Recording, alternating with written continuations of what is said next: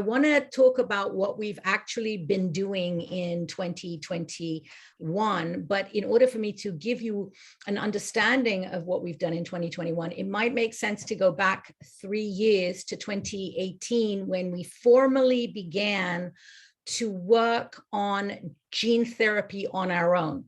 The previous year, we had gone to Nationwide Children's Hospital, which is at that time was the largest gene therapy group that worked on muscle gene therapy. And we went to a very famous doctor by the name of Dr. Mendel. We spoke to him about providing us with some benchmarks and timelines about how much it would cost to get to phase 1, phase 2, and phase 3, where we get to actually start testing on human patients.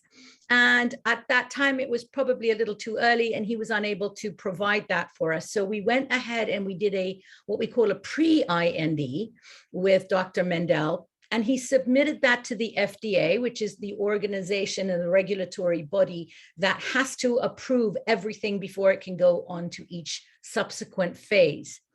At that time, the FDA came back and told us that we needed to conduct possibly about 12 other studies in order to be ready for an IND. So now within that context, we began in 2018 to fund those studies. And in 2018, we were able to get a grant to the tune of $2.5 million, which is an enormous amount of money for an orphan disease and for a nonprofit organization the size of ours. So that was a tremendous gift from the L.K. Whittier Foundation. The actual donor wants to remain anonymous.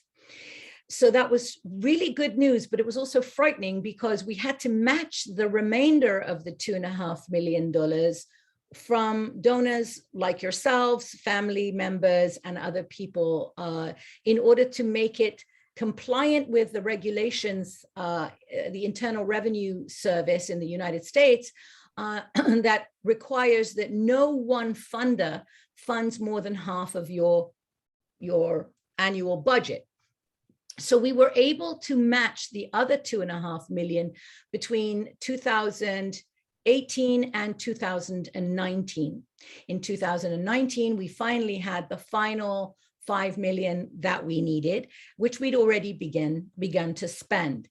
So the 12 studies that the FDA wanted us to do were completed in a variety of collaborations that NDF funded from organizations like Hadassah out of Israel, Newcastle University, the NIH, the National Institutes of Health, which is essentially the United States government.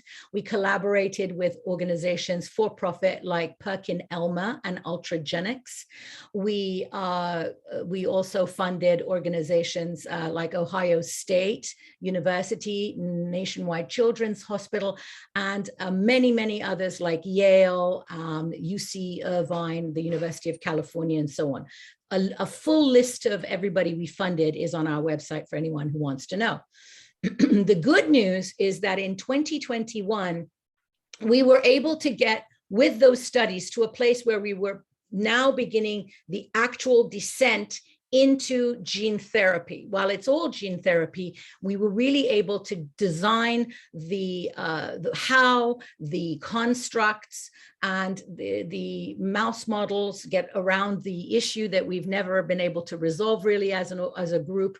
The mouse models that Dr. Nishino in Japan had made that were required by the FDA were not able to be replicated. We got around that by through a series of cell lines that we created at Yale, and with collaboration with Dr. Mitrani Rosenbaum out of Hadassah, we used her constructs working with Washington State, and we partnered with Andelin Biosciences, which and Charles River Labs, a biotech, so that they would drive us and give us guidance on how to best prepare for the IND, which is an investigative new drug application process, which then following which we will be able to dose human beings. So we are in the last, I would say, 18 to 24 month descent It's like landing an airplane that's been flying for 3 years. And so it's very, very exciting. And that's what we've been doing. So what's going to be ongoing from 2021 into 22 and part of 23 potentially, is that we will be actually testing these designs. And as I say, we're collaborating with a biotech by the name of Charles River Labs, who are more than just a CRO now. They're actually manufacturing their own. So they are in fact a biotech, and they've conducted hundreds of gene therapies for different organizations. So they know more fluently than anybody what the FDA will say yes to, what they will forgive, what they will waive you on, and what they will require in addition. So we're working with Dr. Lauren Black and Dr. Keith Sutton, who are extraordinarily well versed in this. And as I say, we're collaborating with the world's biggest experts on GNE myopathy.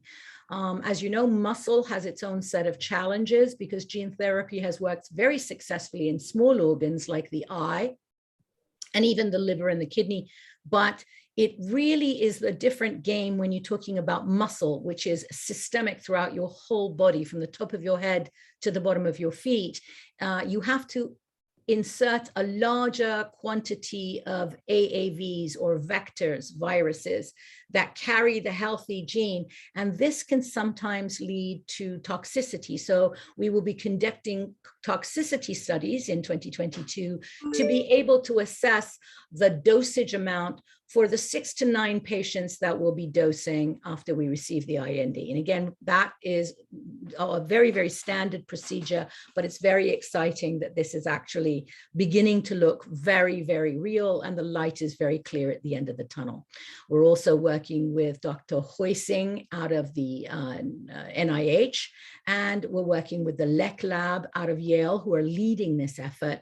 And we're, as I said, using Dr. Mitrani Rosenbaum's constructs out of Hadassah. And so this is truly, truly, truly a collaborative effort. All of you who've been following this, and I know the CPAs know more about this than just about anybody on the planet, gene therapy is not a one-man game. It's a true collaboration with all of the world's experts, and we are extraordinarily proud of the group of people that we've amassed to be doing this with. So preclinical data will be collated by the NDF and packaged for pre-IND review by the FDA at some point in 2023. And even if we give it till the end of 2023, which I think is conservative, we're still talking 24 months. So that's very, very good news. Can you move on to the next slide, please? We've also done a chart, and I want to alert you that we will get you an even more updated chart than this one that shows you every single step in the process so that you guys as CPAs can help us impart this information to patients in your own regions. And I've asked them to draw this one chart, which you see on the right side of the screen, in a "you are here" format, so that you guys will see that we are beyond halfway and where we are and exactly what step needs to happen next, how much it will cost, and how long it will take. So we've really tried to dumb this down for lay people like myself. Anybody at a glance will be able to see, without being a PhD in science, exactly what happens next, where we are in that process. And we really, I guess the purpose of this meeting is for you guys to be able to ask questions about exactly how it's going to work, and then be able, as I say, to go back and proactively explain this to friends, family, and other patients in your own areas so that everybody understands what we're working towards.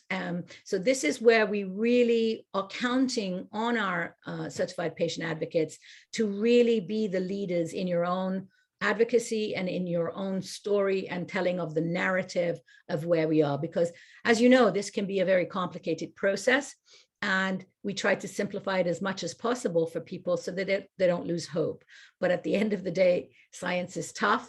And I think that we've really risen above most of the complications and understanding the mechanisms of this disease to be able to now impart this story and actually take advantage of the technology that is very much in its infancy, but just now mature enough for us to be one of the very first muscle disorders to be treated with gene therapy.